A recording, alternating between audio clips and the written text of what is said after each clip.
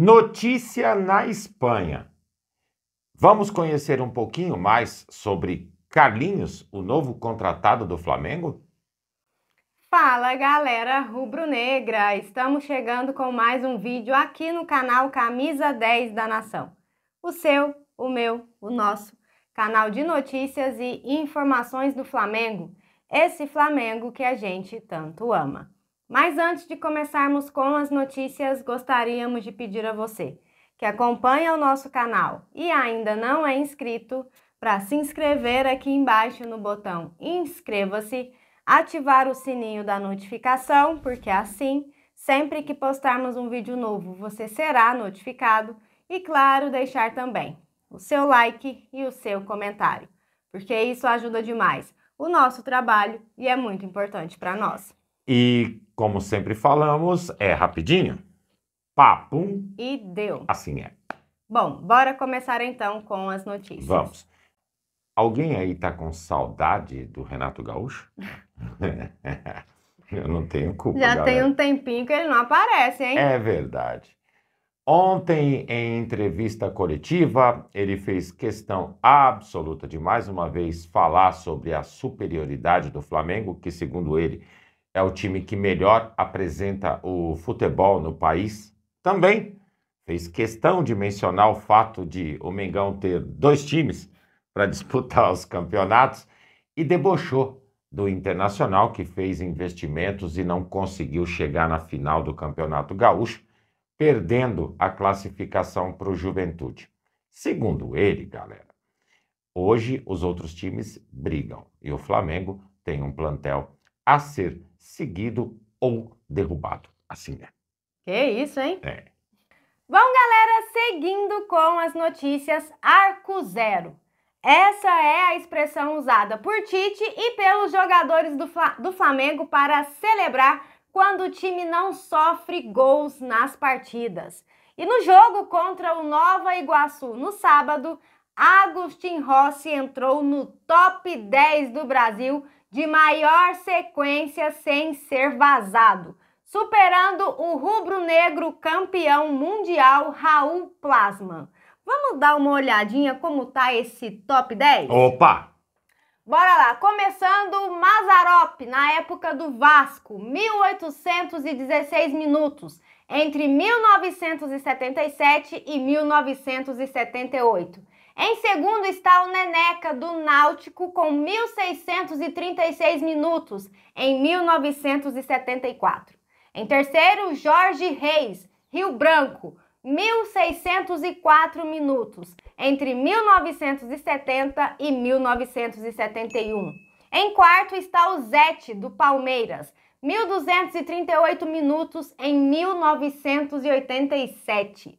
Em quinto, Jairo, do Corinthians, 1.132 minutos, em 78. Em sexto, Emerson Conceição, do Paysandu, 1.108 minutos, em 2016. Em sétimo, Altevir Salles, do Atlético Paranaense, 1.066 minutos, em 1977. Em oitavo, Eli Graciano, do São Bernardo, 1.060 minutos, em 1982.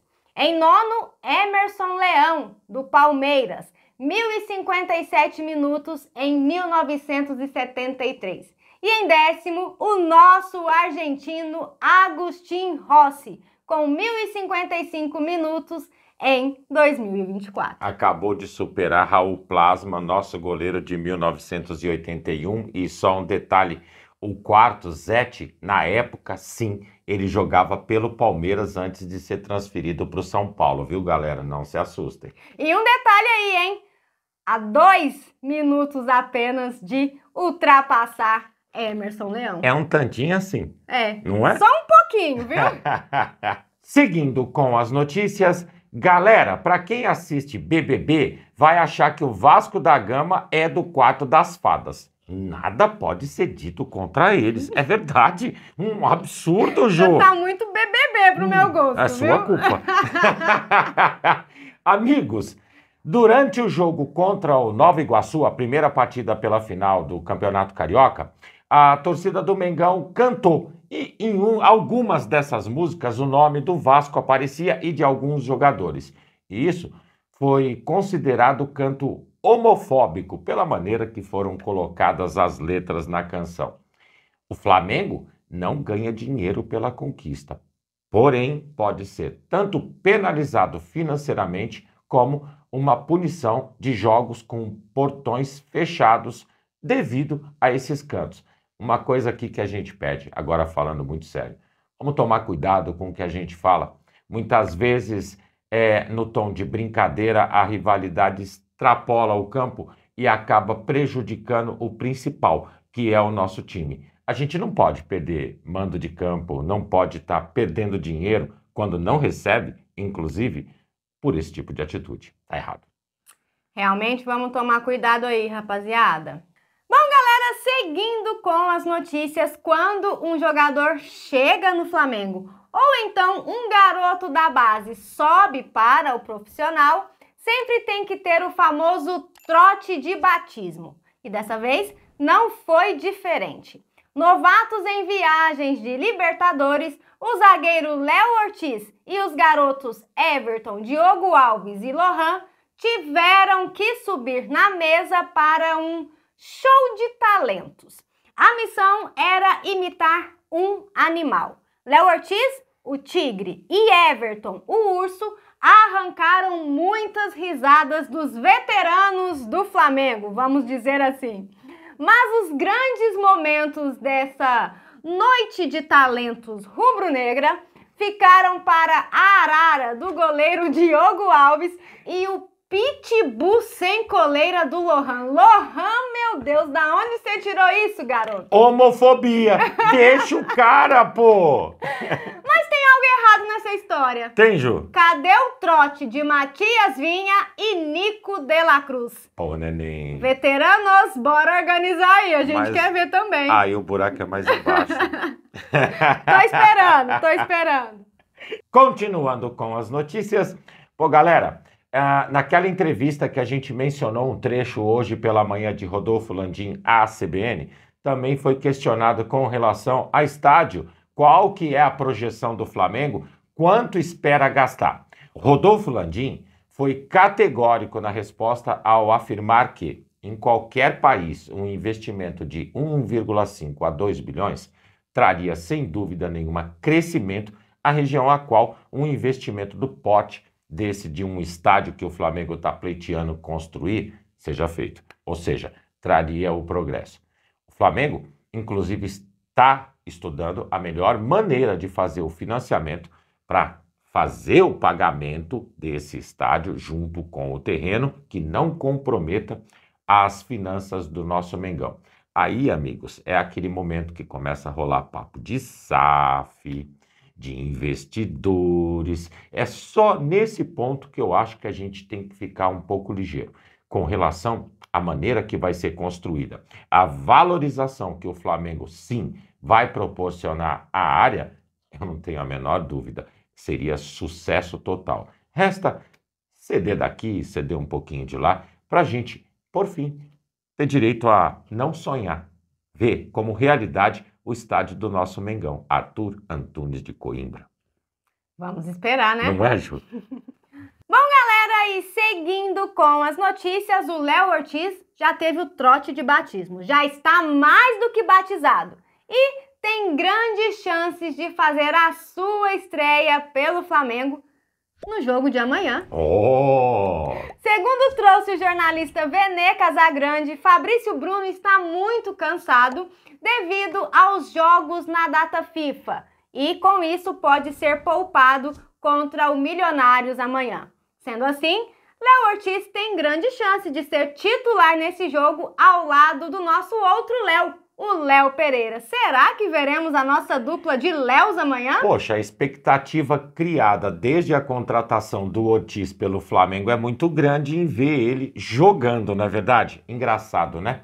O Botafogo disputou aquela fase de peneira da Libertadores contra o RB Bragantino e acabou eliminando. Nesse momento, Ortiz já estava vindo para o Flamengo. Ou seja, a gente indiretamente ainda acabou tirando o Bragantino da Libertadores. Eu só espero ver o Léo Ortiz jogando com a camisa do Mengão. Ele não veio para ser adorno, né, galera?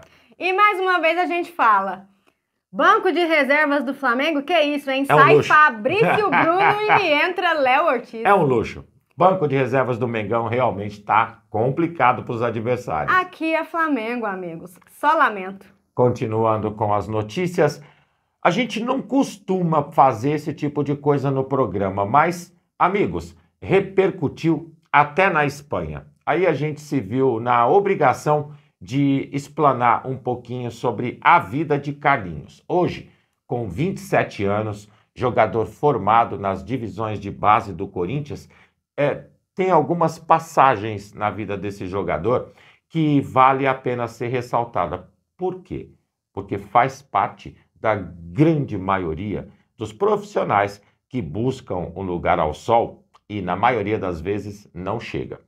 Faz parte da história dele, por exemplo, ter ficado 1 ano afastado do futebol para cuidar da sua mãe. Uma coisa, sinceramente, muito valorosa. Merece parabéns. Outra, no ano passado, ele jogou pelo Camboriú, Série D do Campeonato Catarinense. Esse ano, teve a oportunidade de ir para o Nova Iguaçu, que inclusive, além de final do Campeonato Carioca, também disputa a Copa do Brasil. E, por fim, os méritos, os louros do momento do jogador chegaram. A contratação do Flamengo talvez tenha sido o momento mais emblemático da carreira desse atleta que, mais uma vez falando, aos 27 anos, simplesmente poderia ter desistido do futebol ou se contentado em jogar ofuscado pelo sucesso. A gente, de verdade, espera que ele venha para o Flamengo e todo esse histórico de briga, não só pela vida, mas pelas pessoas que o cercam, traga sucesso e que ele consiga, dentro de campo, atingir, tenho certeza, o maior objetivo de vida, que são as conquistas do seu trabalho.